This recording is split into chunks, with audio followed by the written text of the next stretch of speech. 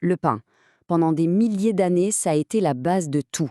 L'aliment qui a nourri des empires, qui a permis de bâtir des civilisations. Et pourtant, aujourd'hui, ce même aliment rend plein de gens malades. Alors comment est-ce qu'on est passé de l'aliment miracle à un problème de santé publique? C'est ce qu'on va décortiquer ensemble. Voilà la question centrale. Comment un pilier de l'alimentation humaine est-il devenu une source de ballonnement, de fatigue, de maladies chroniques? La réponse est compliquée.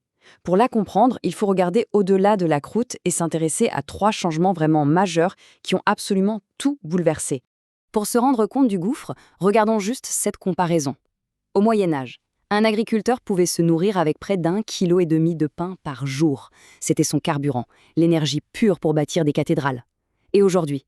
Eh bien, on estime qu'un adulte sur 3 est prédiabétique, et la maladie cœliaque a littéralement explosé, plus 400% depuis les années 50. Le contraste est juste saisissant. On est bien obligé de se demander, mais qu'est-ce qui a bien pu mal tourner? Bon, pour commencer à comprendre, il faut accepter une chose, une idée un peu radicale. Le pain qu'on achète en supermarché, en fait, ce n'est plus vraiment du pain. C'est devenu un produit alimentaire industriel conçu pour des raisons qui n'ont plus grand-chose à voir avec la nutrition. Prenez n'importe quel pain de mie en supermarché et regardez l'étiquette, la liste des ingrédients. Franchement, ça ressemble plus à un cours de chimie qu'à une recette de cuisine. On y trouve des conservateurs, des émulsifiants et parfois même des trucs comme l'azodicarbonamide. C'est un agent chimique qu'on utilise aussi pour rendre les tapis de yoga plus souples. Oui, oui, on est loin de l'aliment de base là, c'est une formule. Et maintenant, voilà ce qu'était le pain à l'origine. Farine, eau, sel. Point final. Le décalage est juste énorme. La différence ne pourrait pas être plus frappante. Le premier coupable dans toute cette histoire, c'est le blé lui-même. La céréale qu'on cultive massivement aujourd'hui, elle n'a quasiment plus rien en commun avec ses ancêtres. Regardez un peu cette différence génétique. C'est fou. Le blé ancien, comme l'engrain ou le petit épeautre, était simple, 14 chromosomes. Le blé moderne, 42 chromosomes. Cette complexité a généré des protéines de gluten totalement nouvelles, des structures que notre système digestif n'a jamais vraiment appris à gérer. Ce fameux blé nain est en fait le fruit de la révolution verte des années 60.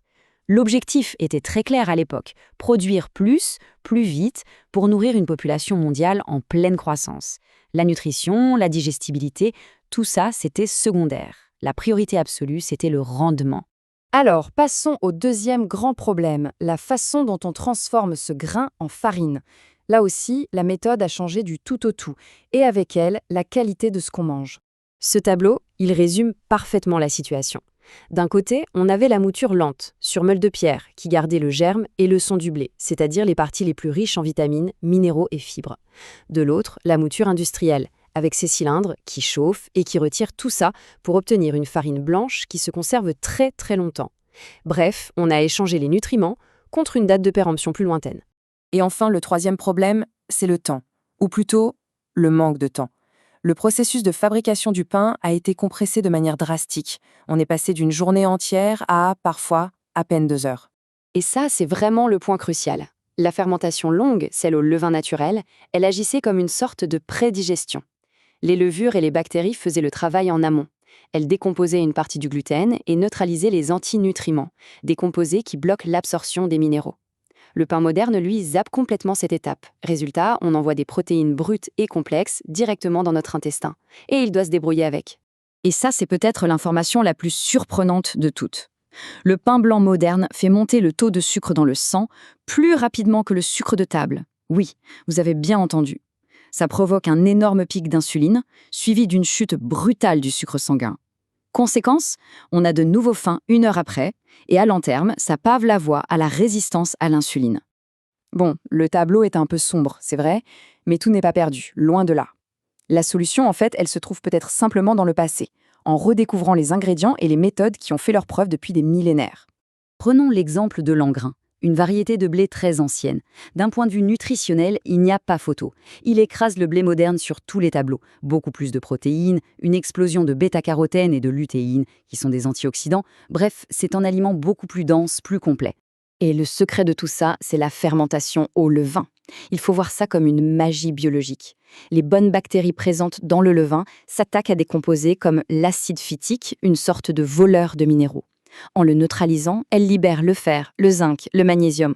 Un bon pain au levain ne fait pas que nourrir, il rend les nutriments disponibles pour notre corps. Alors, comment est-ce qu'on en est arrivé là? Comment a-t-on pu perdre ce savoir-faire?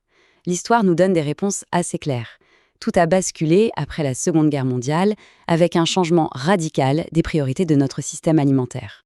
Cette chronologie, elle raconte une histoire assez inquiétante. Années 50, on modifie le blé. Années 60, on industrialise la fabrication du pain.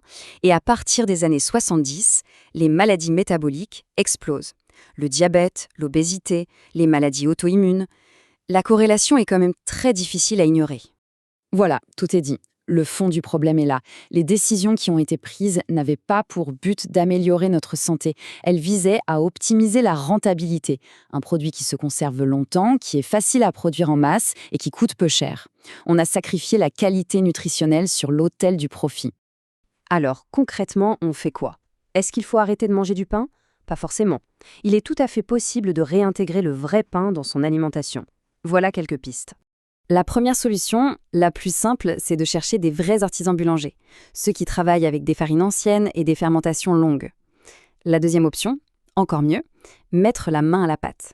Faire son propre pain au levain, ça peut paraître compliqué, mais c'est une expérience incroyable qui change notre rapport à la nourriture.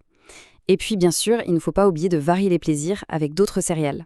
Et ça, c'est une idée vraiment fondamentale à retenir. Si le pain moderne rend malade, le problème ne vient pas forcément de notre corps qui serait défaillant.